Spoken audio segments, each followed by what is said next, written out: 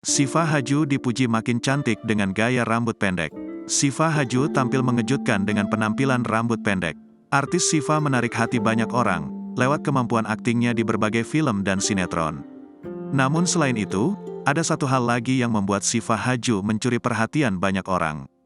Belum lama ini, penampilan Syifa Haju kembali menjadi sorotan. Setelah cukup lama dikenal memiliki rambut panjang, kali ini sang selebriti terlihat mencoba gaya rambut baru. Namun tak hanya menjadi sorotan netizen, penampilan baru sang aktris juga menuai berbagai pujian dari selebriti, loh. Sejak beberapa tahun terakhir, penampilan Syifa Haju sudah sangat melekat dengan gaya rambut panjang yang dimilikinya. Rambut panjang dengan warna coklat, sudah terlihat melengkapi penampilan sang aktris dalam berbagai film dan sinetron yang dibintanginya.